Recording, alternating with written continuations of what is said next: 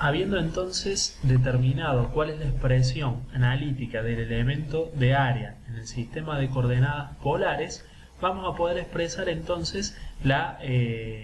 expresión de la integral doble a partir de las sumas de Riemann, de las sumas dobles de Riemann,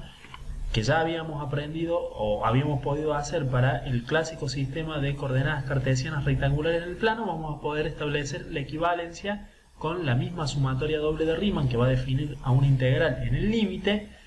para el caso de la región polar interpretada de la forma que ya hemos visto. Entonces partimos desde la sumatoria doble de Riemann conocida que nos define la integral doble, la sumatoria en esta partición de la región rectangular de integración, como una sumatoria para i que va de 1 a n, que nos estaría indicando la evolución en x, de una sumatoria para j que va de 1 a m, que nos estaría indicando la evolución en y, de la función de los x sub i y sub j, que serían las coordenadas de, obviamente, los puntos, como ya sabemos, internos y correspondientes, pertenecientes a cada elemento de área. Supongamos en podríamos tomar un punto que esté por ahí, que tendría obviamente su coordenada x sub i e y sub j, entonces x sub ij, perdón, y su coordenada y sub ij serían las coordenadas de este punto. Entonces sería x sub ij, y sub ij, puntos pertenecientes al interior de estos intervalos. El hecho de que tengan los dos subíndices en la notación genérica es por el hecho, como ya hemos dicho para el rectángulo polar, si yo mantengo este punto aquí, y mantengo la partición, supongamos en y, pero refino la partición del intervalo en x y hago que acá este rectángulo sea subdividido en x en rectángulos más pequeños, en algún momento voy a hacer que quede, por ejemplo, si paso por la mitad y paso por ahí, puedo hacer que, más o menos, que ese punto ahora forme parte de un nuevo rectángulo, ya no el de la izquierda, sino el de la derecha. Y si trazo uno nuevo aquí, entonces quedará en este del medio. Y lo único que estoy modificando ahí es la partición en x. Pero el hecho de modificar el subíndice en x hace que la coordenada del punto, o que el punto referenciado cambie de posición, porque pasa a estar de un rectángulo a otro según cómo haga la partición en x. Y eso pasa lo mismo si lo hago en y, de modo tal que la coordenada de un punto depende de ambos subíndices. Por eso van con los dos subíndices. Y por ahí a lo mejor es un poco confusa la notación. Entonces la función valuada en puntos internos de las regiones elementales en las cuales dividimos el recinto de integración, multiplicada por el elemento de área de ese sistema coordenado, que en nuestro caso para el sistema cartesiano es el producto de los deltas, como ya vimos. Esa sería la sumatoria doble que nos aproximaría la integral doble en este recinto de integración R. Si hacemos una transformación directa de las coordenadas del sistema cartesiano al sistema polar mediante las transformaciones que ya conocemos, que serían estas de aquí, entonces reemplazamos cada una de las x de nuestro integrando por la fórmula de conversión r coseno de θ, y reemplazamos cada una de las y o y de nuestro integrando por la expresión r por el seno de θ. Entonces nos va a quedar finalmente una función de r coseno de θ, que serían las x, y r seno de θ, que serían las y. Del mismo modo, el elemento de área se va a transformar, como ya vimos, en su equivalente correspondiente en el sistema polar, que es obviamente el producto de los deltas de ese sistema, r y θ, multiplicado por el factor r que ya vimos, ya que en el recinto, en el rectángulo polar, según el radio en el que estemos, el área se va modificando, o sea que es directamente proporcional a el valor de una de sus variables, que es el radio, como habíamos visto. De este modo hemos transformado la sumatoria doble que nos aproxima la integral en el recinto de integración a una sumatoria doble, pero ahora en el sistema de coordenadas polar. Esta sería la sumatoria doble que me está aproximando la integral cuando referenciamos el recinto de integración con el sistema de coordenadas polares. Habiendo obtenido entonces la expresión analítica para el elemento de área en el sistema coordenado polar del plano, lo que sigue a continuación para determinar la expresión de la integral doble en coordenadas polares es partir obviamente desde la sumatoria doble original que nos define la integral de acuerdo a la definición de integral de Riemann en el sistema coordenado cartesiano de referencia, que es el que originalmente aprendemos a realizar, o donde vemos por primera vez la definición de integral como, en el caso de integral doble, como sumatoria doble. Y ahí procedemos entonces a hacer la correspondiente transformación empleando las ecuaciones de transformación del sistema cartesiano al sistema polar. Es decir, que vamos a utilizar x igual a r por el coseno de θ, y igual a r por el seno de θ, y vamos a transformar entonces la expresión de f, que originalmente era en xy, a una f de r coseno de θ,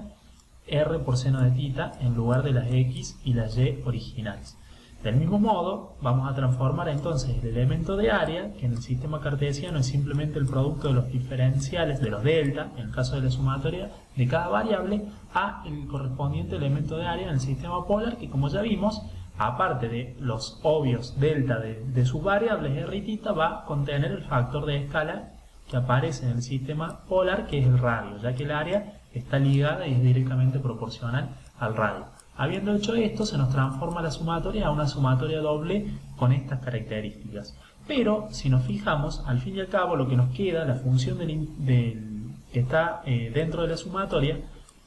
que va a ser el integrando de nuestra integral, no es ni más ni menos que una expresión analítica en las variables r y θ. Y a eso lo podemos denotar como una función g de las variables r y θ. Es otra forma de expresar la misma función original f de x, y, pero en un nuevo sistema coordenado. Entonces resulta en la sumatoria que está escrita aquí abajo. Podemos reemplazar esta sumatoria de aquí arriba en esta sumatoria, que es en esencia la misma que está de aquí, nada más que con la función expresada en el otro sistema. Tenemos la suma doble para i que va de 1 a n, para j que va de 1 a m, de una función con todas las características que contiene la función f. No se va a modificar, solamente estamos cambiando el sistema coordenado con el cual, en base al cual la referimos, pero ahora obviamente las variables son otras, las del sistema polar, r y θ, y el elemento de área se expresa en el sistema polar, lo que hace que aparezca la variable r multiplicando aquí. Esta sumatoria entonces es una sumatoria doble idéntica estructuralmente, por decirlo de algún modo, al original, y por lo tanto define también, de acuerdo a las sumas de Riemann, una integral doble en el recinto R, pero ahora referido con las variables r y θ. Por lo tanto, si tomamos el límite, recordemos que cuando vemos el desarrollo de integrales dobles, esta integral doble define esta sumatoria doble,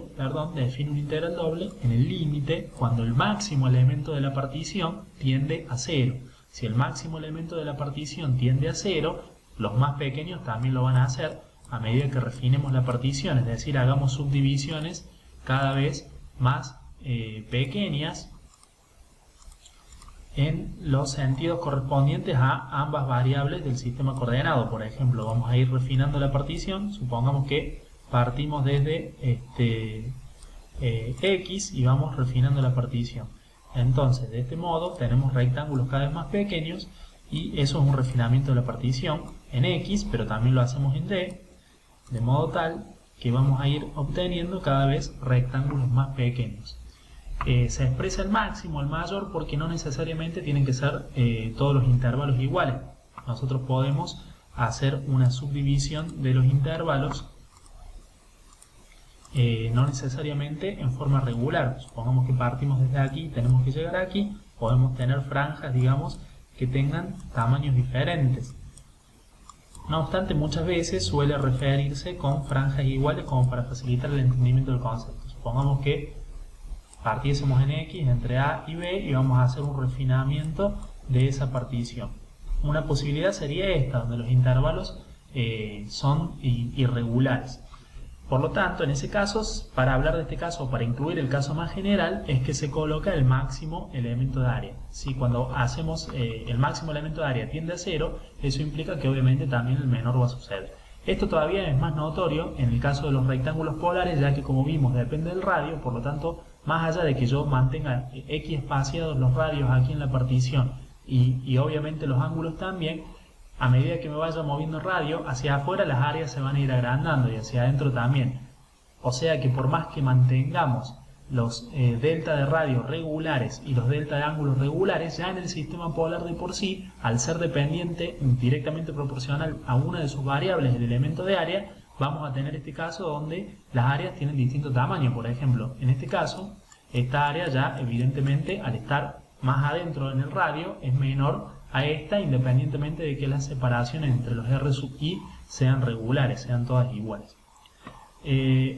Entonces ese es el motivo por el cual aquí tomamos el límite para el máximo elemento de la partición, que tiende a 0. Si vamos refinando la partición, por definición de integral de Riemann, esta sumatoria doble converge a la integral. Esta parte que está aquí a la izquierda es lo que ya sabíamos de la definición básica de integral doble en el sistema coordenado cartesiano. Hasta ahí nosotros hemos visto que entonces esto, una vez transformado a r coseno de tita, r seno de tita, sería esta sumatoria que, tomando el límite, pasaría a ser esta integral así, y como esta sumatoria pasa a ser esta de la función g en r tita, tomando el límite, eso termina desembocando en esta expresión que es finalmente la expresión a la cual llegamos para el integral doble en el sistema de coordenadas polares. Es decir, cuando nosotros tenemos que resolver un integral doble sobre el recinto R de una función f de xy que tiene todas las condiciones de las cuales permiten obtener la integral doble, es decir, una función integrable con las condiciones adecuadas de integrabilidad,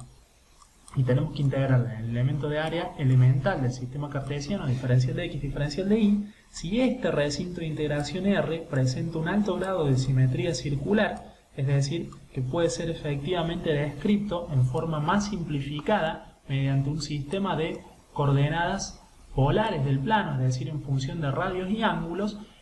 entonces vamos a hacer la transformación de esta expresión hacia esta, y nos va a quedar transformando cada una de las x en r coseno de tita, cada una de las y en r seno de tita, y el elemento de área en el sistema cartesiano, el correspondiente elemento de área en el sistema polar, nos va a quedar una nueva integral expresada en las variables del sistema polar r y tita, que si el recinto cumple con las condiciones del alto grado de simetría circular, va a ser mucho más conveniente y fácil de resolver que la integral original en el sistema coordenado cartesiano. Los invito al próximo tutorial, donde vamos a estar desarrollando algunos ejemplos para ilustrar este tema.